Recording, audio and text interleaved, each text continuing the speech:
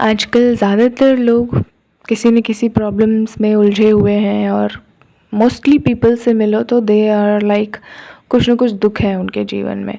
तो सबसे बड़ा जो दुख का कारण होता है वो होता है अहंकार। मीन्स मैं, मेरा, तू, तेरा। भगवद गीता में अहंकार को सबसे बड़े बंधन का कारण बताया गया है। अहंकार इतनी विकार है ना, ये 5 विकार, काम, क्रोध, लोभ, मोह, अहंकार, इनमें से जो सबसे ज़्यादा पतन का कारण बनता है मनुष्य का स्वयं का अहंकार।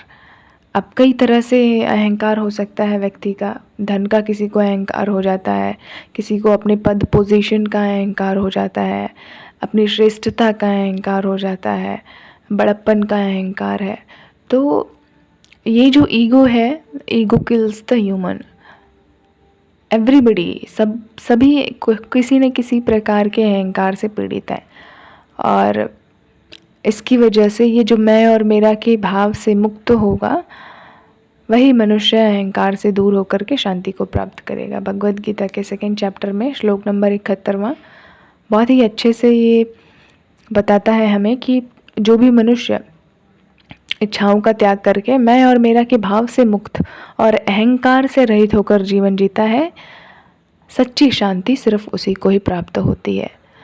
तो बहुत सारे ऐसे श्लोक हैं। 18वें अध्याय में 53वां श्लोक है भगवद गीता में, जिसमें कहा गया है कि जो लोग अहंकार, बल, घमंड, काम और क्रोध में लिप्त रहते हैं और दूसरों में दोष निकालते रहते हैं, वे वास्तव में मुझसे ईर्ष्या करते हैं, मुझसे द्वेष करते हैं। यानी कि भगवान स्वयं कहते हैं कि वो ईश्वर से द्वेष करते हैं। जिनके अंदर अहंकार है, घमंड है, अपने बल का, अपने पद का, पोजीशन का, ईगो में रहते हैं, ज़्यादा एटीट्यूड में रहते हैं, तो दे आर लाइक, विनम्रता नहीं है जिनके अंदर, तो ऐसे लोगों का विनाश पक्का फिक्स होता है। और वो क्योंकि स्वयं भगवान से द्वेष करते हैं। भगवान तो विनम्रता का सागर है, वो तो शांति का सागर है। चैप्टर 16 में भगवद गीता के ही 18वें श्लोक में है, उसमें भी भगवान ने घमंड को, अहंकार को, ईगो को सबसे बड़ा दुश्मन बताया है और कहा है कि जो लोग इसमें फंसे होते हैं वो दूसरों में ही दोष ढूंढते हैं, निकालते फिरते हैं। जिनके अंदर ईगो रहता है वो सबसे बड़ा लक्षण उनका दिखाई देता है, कुछ न कुछ वो दूसरों में कमियां निकालते रहेंगे।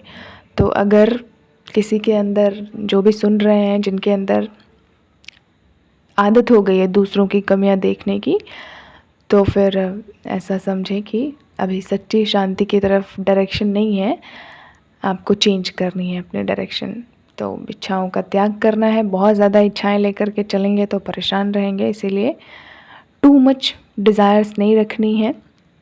मैं और मेरा में नहीं फंसना है, सब अपने हैं। जैसे कहते हैं ना, कबीरा खड़ा बाज़ार में, सबकी मांगे खैर, ना कहूँ से दोस्ती, ना कहूँ से वैर। तो सभी अपने हैं और अपना कोई भी नहीं है, सिर्फ एक परमात्मा अपना है। इस भाव से, अनासक्त भाव से हमें सारे कर्म अपने करते चलना है। तो ईश्वर को समर्पण करके बहुत शुद्ध भाव से निरहंकारी बनना है, ईगोलेस बनना है। मैं और मेरा, तू, तेरा, ये सब कुछ छोड़ करके हमें करना सब कुछ है, लेकिन निरहंकारी हो करके, कंप्लीटली ईगोलेस स्टेज। सब सुखी रहें, सबका भला हो, ऐसी भावना, शुभकामना हमारे दिल में हमेशा रहनी चाहिए सबके लिए। Okay, thank you.